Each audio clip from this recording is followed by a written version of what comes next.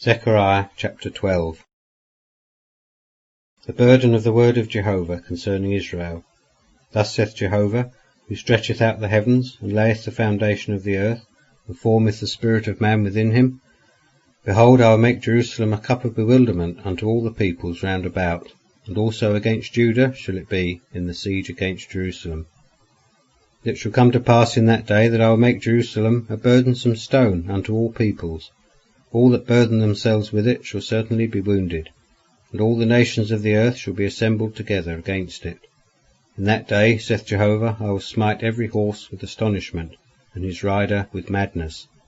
But I will open mine eyes upon the house of Judah, and will smite every horse of the peoples with blindness. And the leaders of Judah shall say in their heart, the inhabitants of Jerusalem shall be my strength, through Jehovah of hosts, their God. Verse 6. In that day will I make the leaders of Judah like a hearth of fire among wood, and like a torch of fire in a sheaf. And they shall devour all the peoples round about, on the right hand and on the left. And Jerusalem shall dwell again in her own place, in Jerusalem. And Jehovah shall save the tents of Judah first, that the glory of the house of David and the glory of the inhabitants of Jerusalem be not magnified over Judah. Verse 8. In that day will Jehovah defend the inhabitants of Jerusalem, and he that stumbleth among them at that day shall be as David, and the house of David as God, as the angel of Jehovah before them.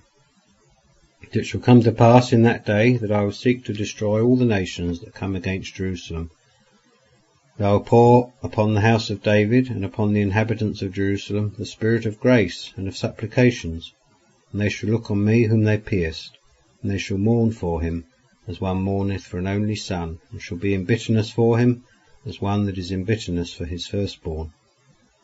In that day shall there be a great mourning in Jerusalem, as the mourning of Hadad Rimmon in the valley of Megiddon. And the land shall mourn, every family apart, the family of the house of David apart, and their wives apart, the family of the house of Nathan apart, and their wives apart, the family of the house of Levi apart, and their wives apart, the family of Shimei apart, and their wives apart, all the families that remain, every family apart, and their wives apart.